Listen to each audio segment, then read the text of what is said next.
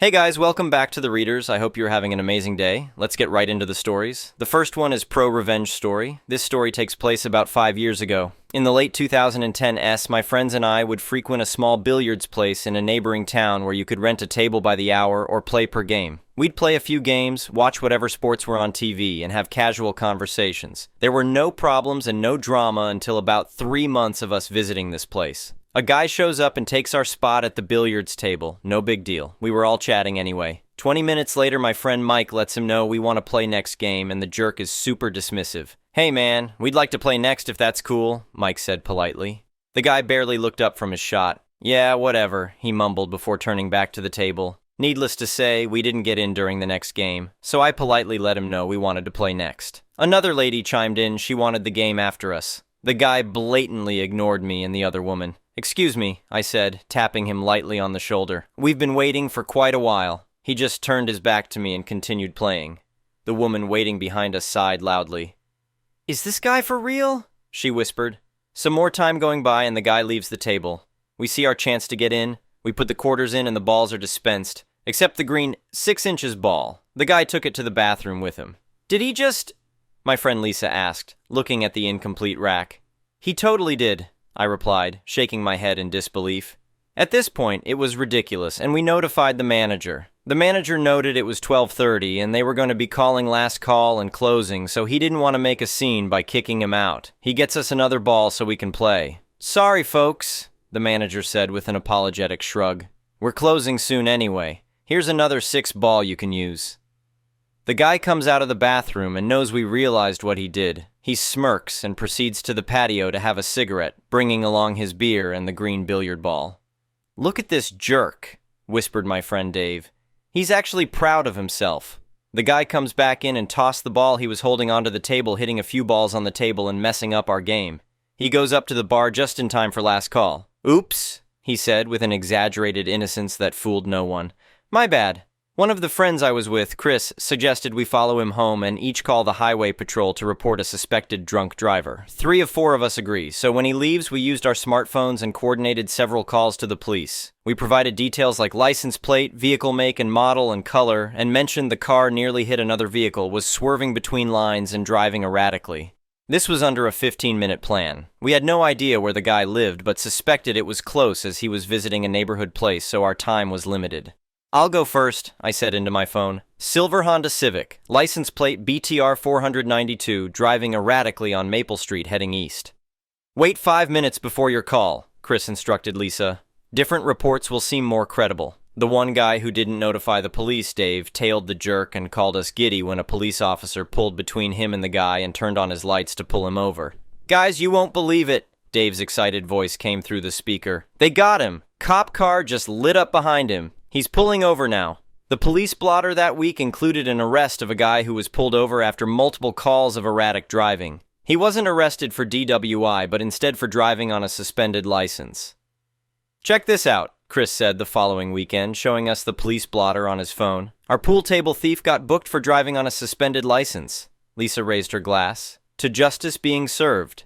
And to never messing with people who just want to play some pool," I added with a grin.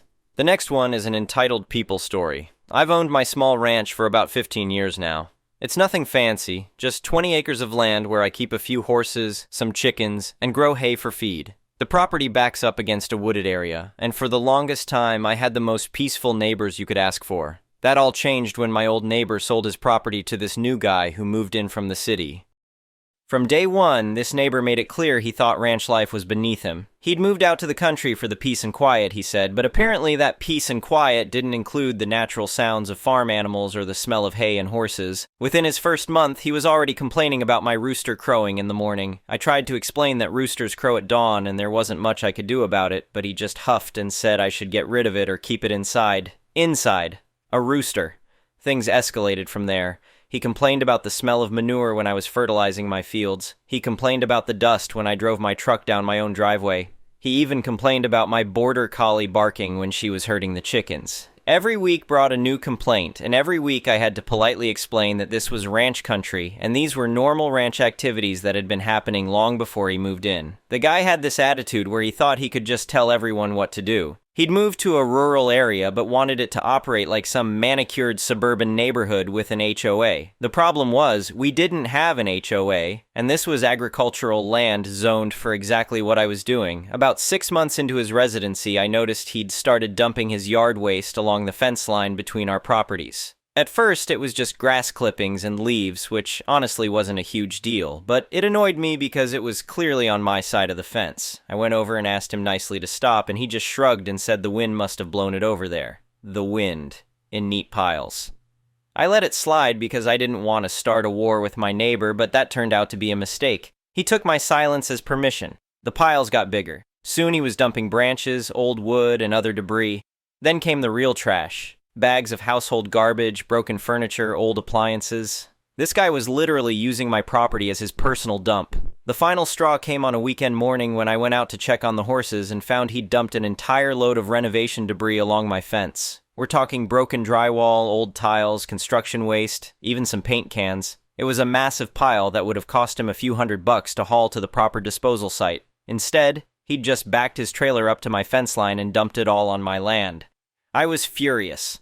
I marched over to his house and confronted him about it. He actually had the nerve to tell me that since I had all this land anyway, what did it matter? He said I was being unreasonable and that good neighbors help each other out. When I told him he needed to remove all of it immediately, he laughed and said something that would turn out to be his biggest mistake. He told me that if I had such a problem with it, I should call the county and report it. He said this with this smug look on his face, like he was daring me to do it. He clearly thought nothing would come of it or that I wouldn't bother. What he didn't know was that I'd been reading up on county regulations for months, ever since his complaints started, just to make sure everything I was doing on my ranch was by the book. So I did exactly what he suggested. I called the county. Now, here's where my research paid off. Our county has extremely strict regulations about illegal dumping and waste disposal. I'd learned about these regulations because I wanted to make sure I was disposing of my ranch waste properly. What my neighbor didn't realize was that our county had recently cracked down hard on illegal dumping because it had become a major problem in rural areas. People from the city were driving out to the countryside and dumping their trash on vacant land to avoid disposal fees. The county had implemented hefty fines and hired additional code enforcement officers specifically to combat this issue. The base fine for illegal dumping started at $5,000, but it scaled up based on the volume and type of waste. Hazardous materials like paint and chemicals carried additional penalties. Repeat offenses could double or triple the fines.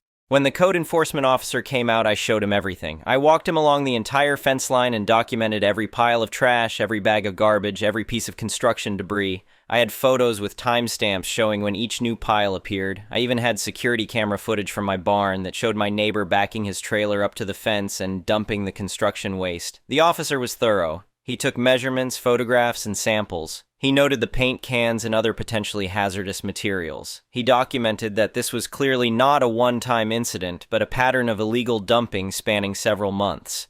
He told me this was one of the more clear-cut cases he'd seen. My neighbor must have seen the county vehicle in my driveway because he came storming over, demanding to know what was going on. The officer calmly explained that he was investigating a report of illegal dumping and that my neighbor would be receiving a citation in the mail. My neighbor's face went white. He suddenly tried to backtrack, saying it was all a misunderstanding and that the trash must have blown over from somewhere else. The officer wasn't buying it. He'd seen the security footage. He'd seen the volume of waste and the nature of the materials. This wasn't trash that had blown over in the wind. This was deliberate, repeated, illegal dumping.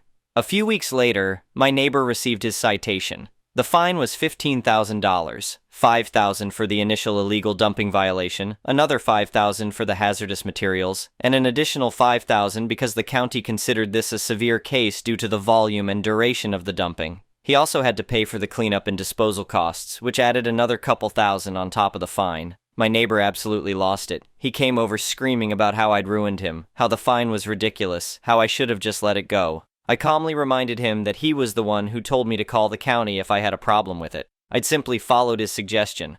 I'd complied exactly with what he'd told me to do. He threatened to sue me. He threatened to file counter complaints about my ranch. He tried everything to get out of the fine, but the evidence was overwhelming and the county wasn't budging. He'd violated clear regulations, and he had to pay the price.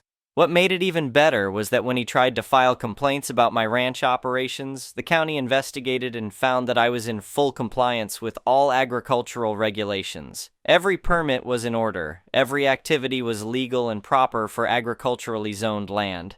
His complaints went nowhere. The guy tried to fight the fine for months, but eventually he had to pay it. The financial hit was substantial enough that about a year later, he ended up selling his property and moving back to the city. The new neighbors who moved in are actual ranch people who understand rural life. They wave when they see me, and we help each other out with actual neighborly things, not by dumping trash on each other's property. The whole situation taught me an important lesson about dealing with entitled people. Sometimes when someone tells you to do something thinking you won't or that nothing will come of it, the best response is to do exactly what they said. My neighbor told me to call the county, so I did. He just never imagined it would cost him $15,000.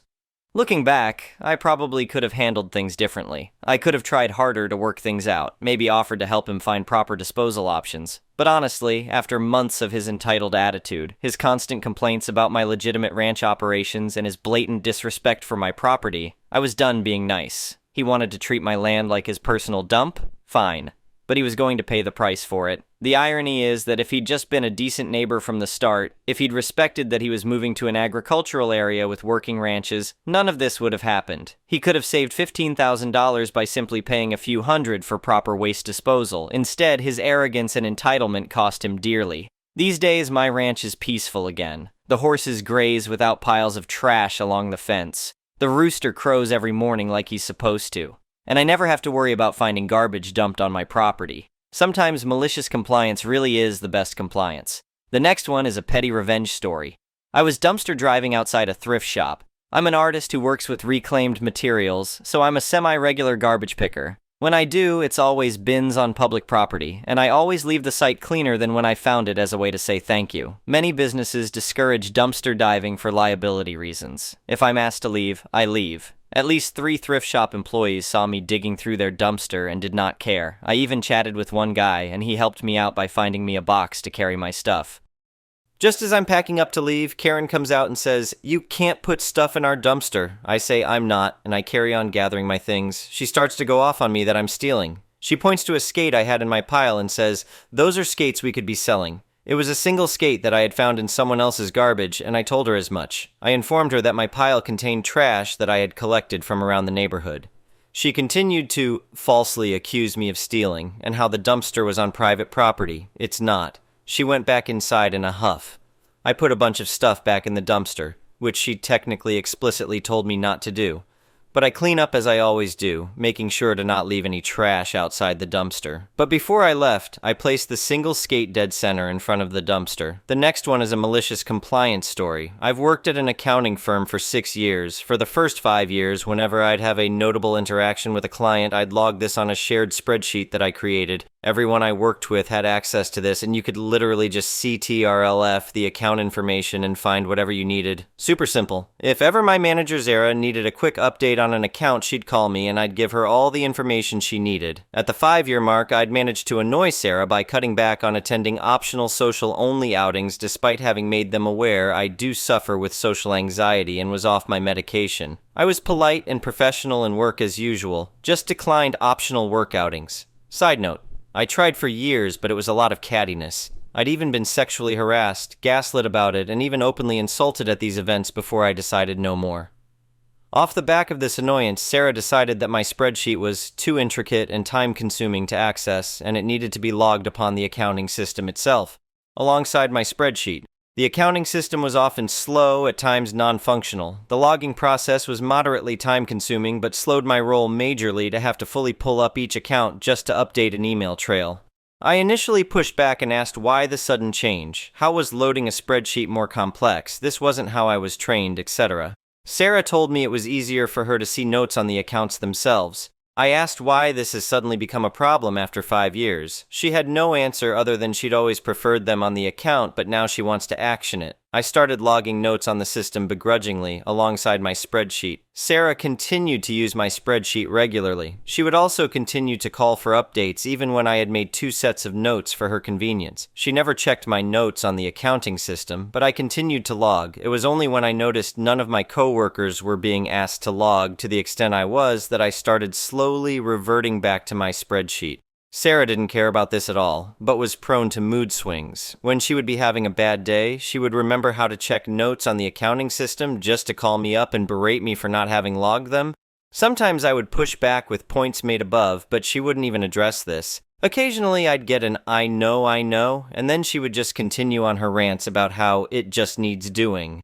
The straw came for me when Sarah was having a particularly challenging period, called me up, and basically threatened my employment should I not log each interaction I made to her specifications. Quite frankly, with all listed above, I am done with this place. I have put things in place to leave and will be doing so before the year is over. However, with regards to this particular issue, I decided to comply maliciously. I logged every single interaction, every pointless email, every nothing CC, every call, every text. If I had so much as a one-word okay from a customer, it went everywhere I could squeeze text into on the accounting system. I started writing brief abbreviations that only I could understand on my spreadsheet so that I could quickly find the information I needed, but Sarah would have to wade through 20 emails, transcripts, and texts to find what she needed. It took a lot of my time to manage, but I persevered. Other areas did suffer, but Sarah didn't care about that. Sarah was just happy I had submitted to her ever-changing whims. I also grew a backbone when Sarah would call and would insist heavily that she check my notes on the accounting system, as suddenly I am just so forgetful and wouldn't want to leave out any important information.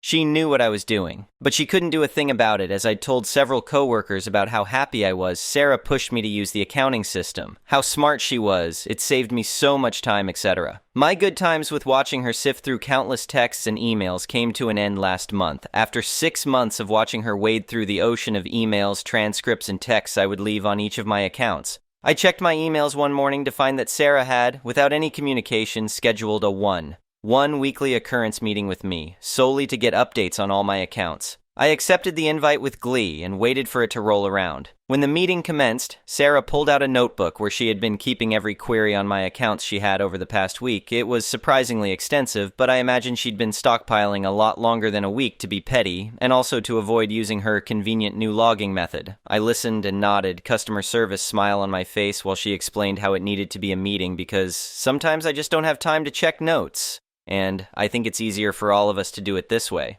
I agreed, wholeheartedly.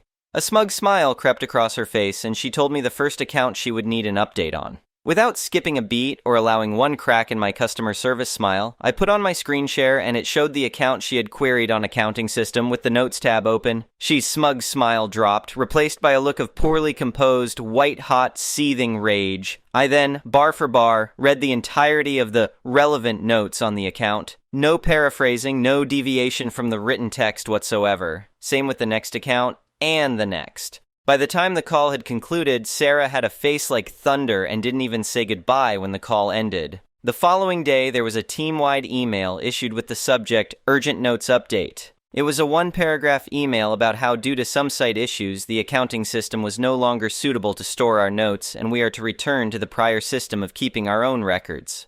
I'm still leaving, but that look on Sarah's face will be enough to placate me until I do. The next one is an entitled People Story, so a little backstory. I have lived in the house for almost 14 years. When I moved in, it was to rent a room in the basement of a family home. I knew the husband and was offered a place to live.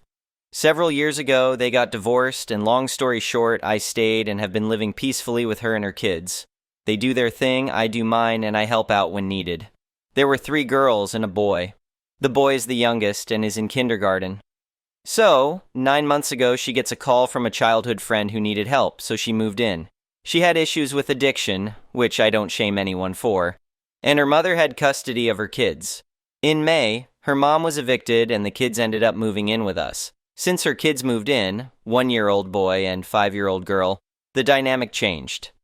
The girls spend most of their time with the baby, and the little boy has been excluded. It has started to cause behavior problems with him, and like we see as frustration. So, after talking to his mom, I have been taking him on adventures with just us for some one-on-one time. He is a good kid, listens very well in public, and when told no, he doesn't whine about it, he just says okay and moves on. So I have been doing this for going on 3 months. We go to the zoo, I take him to see movies, we go out to lunch, just dudes being dudes, you know.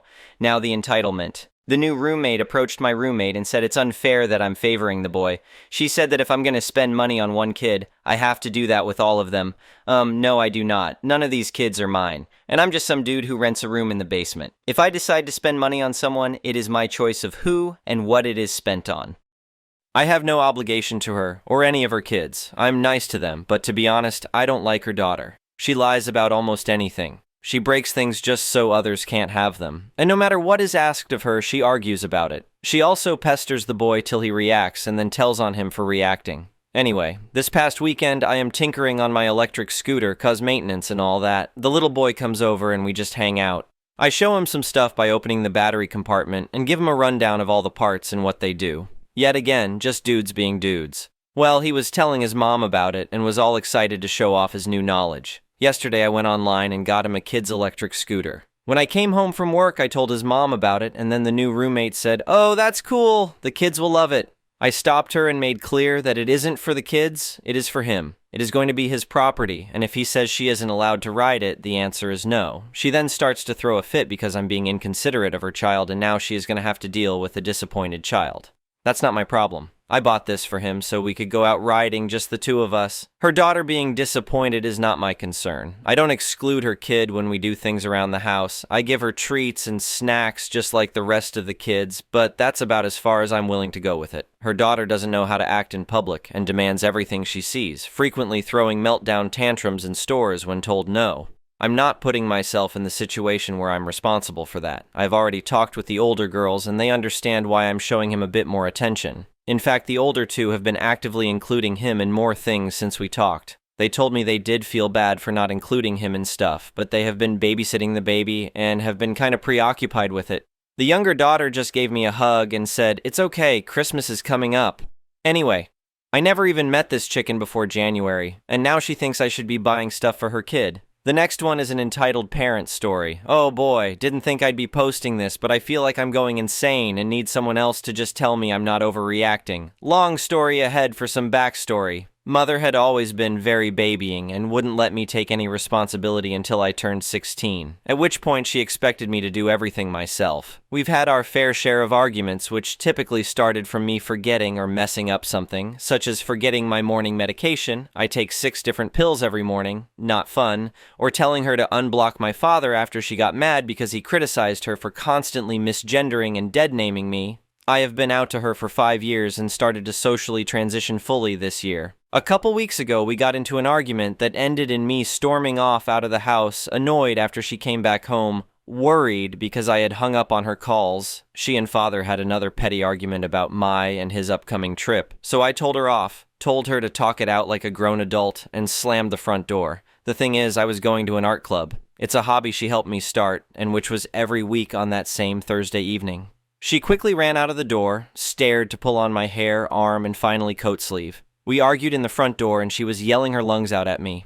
A few things I remember were her threatening to call the police, enlist me in a school for autistic kids that she also helped me get into when high school made me almost kill myself, threatening to send me to a psych ward and said people were looking and she had to be once again ashamed of me. I quickly shoved out everything from my pockets into my bag and pulled off my coat. We live in a Nordic country, it was 10°C outside at that point, and started running while hyperventilating and crying. My mother was blowing up my phone and apparently yelling at my dad red-faced because he manipulated me into being against her and even called my grandparents, her side, father's side, grandparents passed before I was born. In the end, I got to the yard of the public library and heard a car horn behind me with glaring headlights. It was pitch dark outside at this time already, which only worsened my panic, causing me to sprint inside with the little energy I had left and lock myself inside the bathroom, hysterically sobbing and trying to call my father if he could come pick me up. I ended up explaining everything that had happened, and he promised he'd come drive by the library as soon as he got off work, while my mother was still trying to message and call me.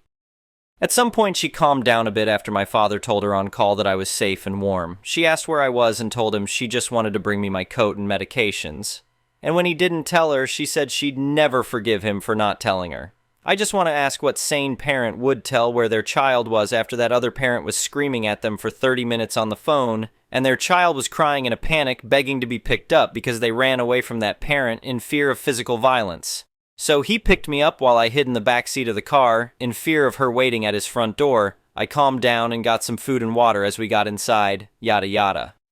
Apparently, my psychiatrist, who I'd been seeing for over a year now, was walking by as I was running away, saw me making a duck and sprint for it without a coat, and called my mom to ask what was happening, at which point she was still so distraught she confessed to the psychiatrist, who informed CPS of what had happened. Us three were assigned a meeting with a CPS agent last week, and we're all having individual meetings this week. Mine is tomorrow on Thursday. You'd think that day is cursed at this point. In that meeting, I asked my mother what she would do if my father had done all of that. Would she have told him where I was after I was sobbing and panicking while he was yelling at her on the phone? I pressed her on the same question 5 times when she only sat in silence, getting increasingly agitated every time. Eventually, she muttered, "I suppose I wouldn't have. You suppose."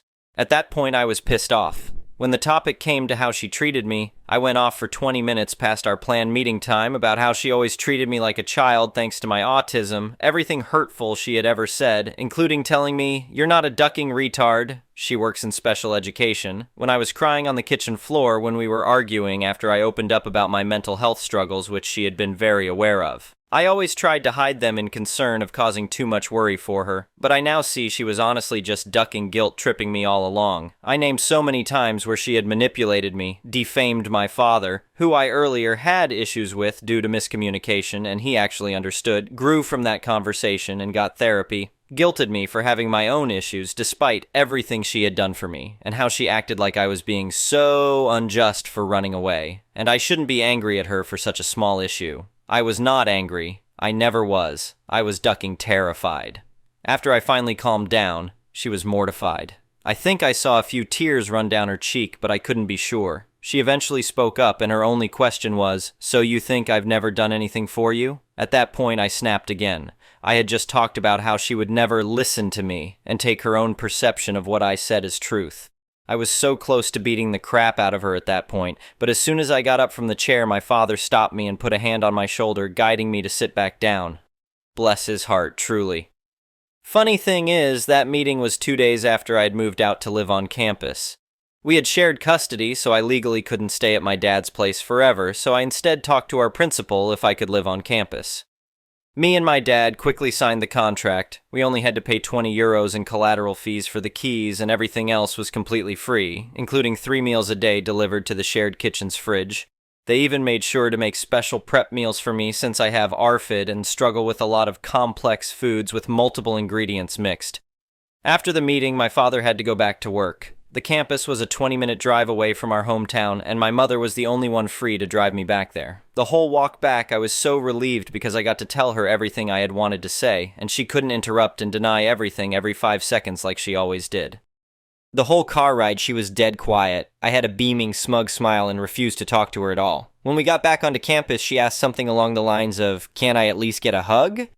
To which I gave her the finger and walked inside. I still feel like that was a little mean, but honestly, she deserved it. I still have her blocked on everything and had made it very clear I refuse to communicate with her until she gets therapy like she forced me to do when I was diagnosed with conduct disorder and exhibited severe traits of ASPD. I haven't heard from her directly, but apparently her therapist suspects she has NPD from my and my father's reports. They had been married for 11 years before divorcing, and she had always been a bit narcissistic according to him. I still feel great about it, and honestly, I have absolutely zero sympathy for her. I won't go no contact until I turn 18 since she still receives my disability funds for some ducking reason, and I need them for the ever-growing list of medication I need to take. Getting bipolar meds, soon #mentally stable, #slay queen. Was I being unreasonably cruel? My grandmother keeps telling me I should make up with my mother, and even my father agreed with me but thought I was a tiny bit too mean sometimes. He was mainly concerned that she'd victimize herself if I was too mean to her, which she has done in the past a lot.